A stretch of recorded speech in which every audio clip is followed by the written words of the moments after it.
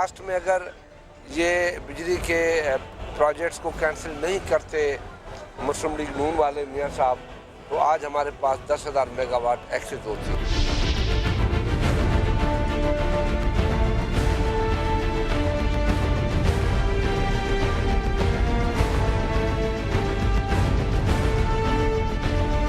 تھوڑی سی انکنوینئنس ضرور ہوگی اس موبائل فون کی نہ ہونے کی وجہ سے، لیکن صرف یہ 12-13 گھنٹے ذرا تھوڑا سا برداشت کر لیں، اور میں سمجھتا ہوں اگر اس طرح میں ایک بھی جان بچانے میں کامیاب ہو جوں تو میں سمجھتا ہوں کہ میرا جو ہے مقصد حل ہو جائے گا۔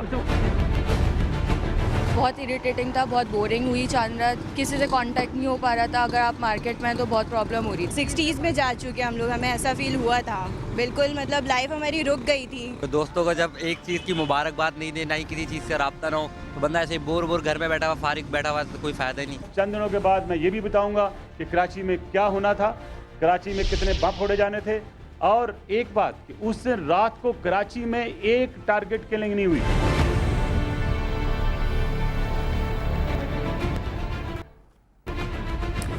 بسم اللہ الرحمن الرحیم، السلام علیکم ناظرین، میں ہوں Jasmine Manzoor and welcome to the شو۔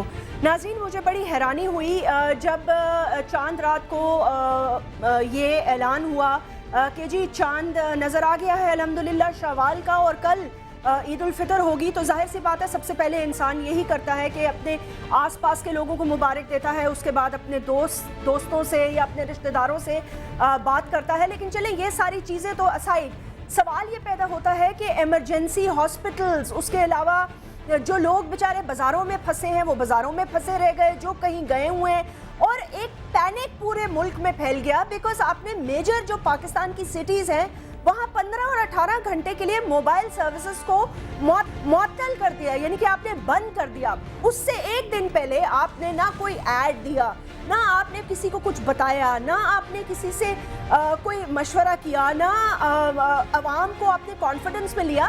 حیرانی کی بات یہ تھی کہ آنن فانن یہ پتا چلا جی کہ دہشت گردی کے خدا نہ خواستہ بہت بڑے واقعات ہونے والے ہیں، اس لیے کوئٹہ میں، لاہور میں اور کراچی میں جو ہے وہ موبائل سروسز کو معطل کر دیا جائے گا، یعنی کہ ٹیلی کمیونیکیشن نیٹ ورک جو ہے وہ بالکل ختم ہو گیا، کوئی کسی سے بات نہیں کر سکا۔ بھائی رحمان مالک صاحب نے کہا میں ایک زندگی بھی بچا سکوں تو یہ بڑی بات ہوگی، یہ یقیناً ایک بڑی بات ہوگی، میں اس سے اختلاف نہیں کروں گی۔ واقعی شاید دہشت گردی کے بہت بڑے منصوبے ہوں جو ناکام بنائے جا سکیں یا بنائے گئے ہوں گے، اور انہوں نے کہا کہ وہ آنے والے دنوں میں بتائیں گے بھی کہ کیا ہونے والا تھا کراچی میں۔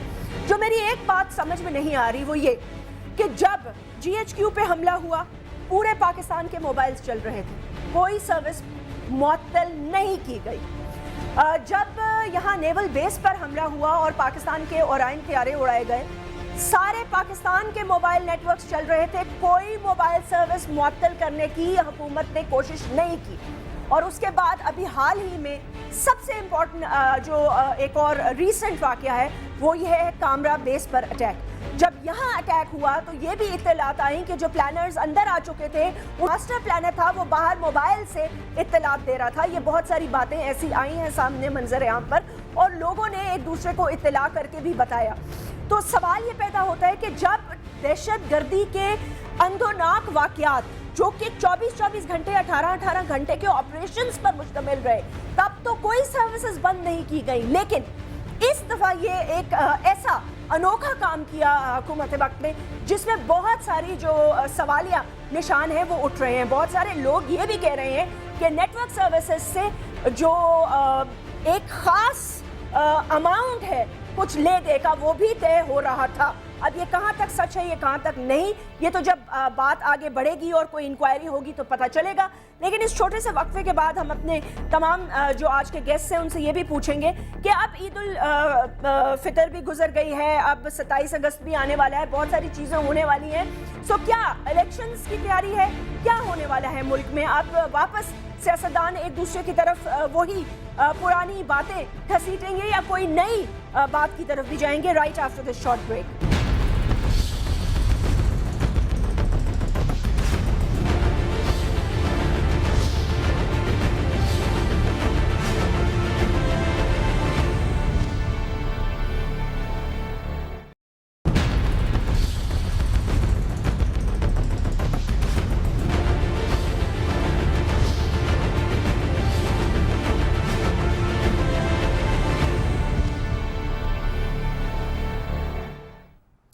वेलकम बैक नाजरीन। आइए अपने गेस्ट से तारुफ कराती हूँ। नादिल लगारी साहब ने हमें ज्वाइन किया। आप तहरीक इंसाफ के सदर हैं सिंध के।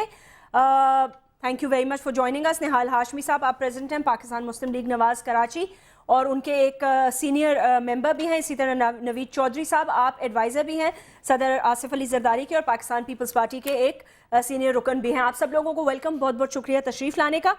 नाज़रीन आपकी इत्तलात के लिए अर्ज़ ये है कि पेट्रोलियम की जो नई कीमतें हैं वो वजारत ख़जाना ने अचानक उनमें इजाफा कर दिया है।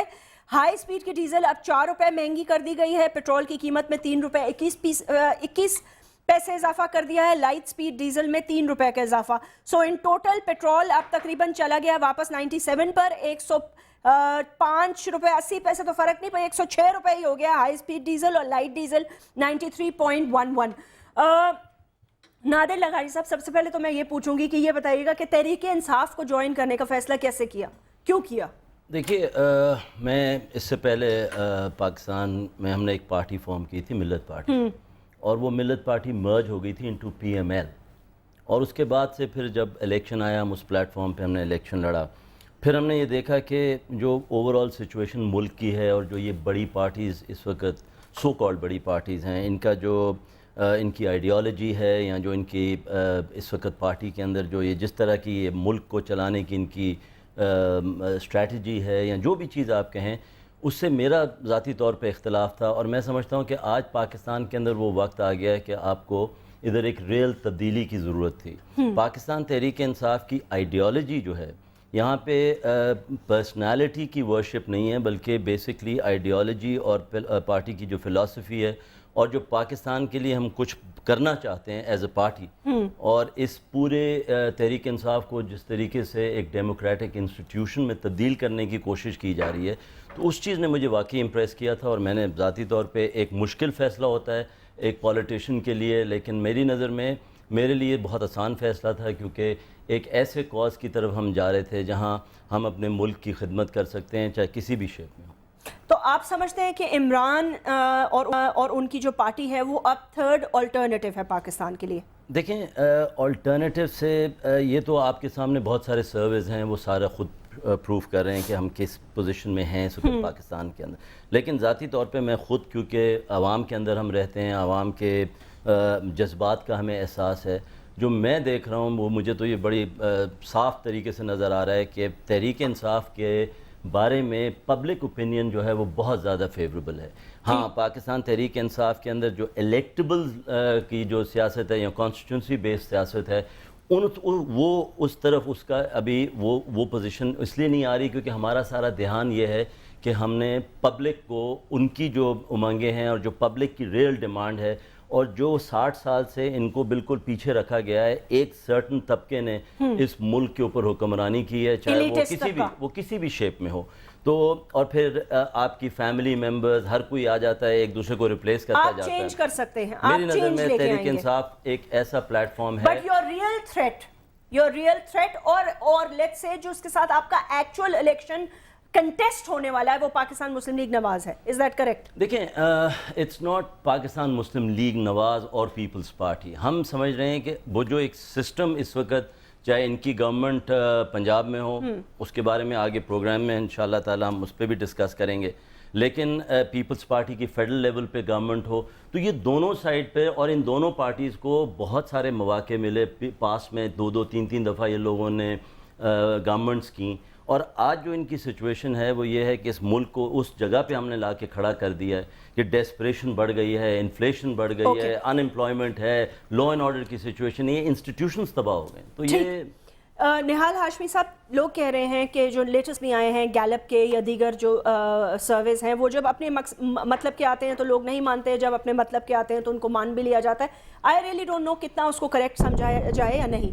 ये बात आप समझते हैं कि इसमें हकीकत है कि इमरान खान या इमरान खान की पार्टी या इमरान खान की अपनी पर्सनालिटी की वजह से, और या जो लोग भी उनको ज्वाइन कर रहे हैं, जिसमें कुछ तो बड़े नाम हैं, जाहिर सी बात है, आपकी पार्टी से हाशमी साहब गए हैं, शाह महमूद कुरैशी जैसे लोग गए हैं, लोग बदलाव चाहते हैं और वो बेजार आ चुके हैं अब इस करंट सेटअप से भी, इस सिस्टम से भी, और इस सिस्टम की ने जो डिलीवर किया है, मतलब डिलीवर कम किया है और अपने ले दे में और झगड़ों में ज़्यादा उलझे रहे हैं, part and parcel you being in the Punjab government as well.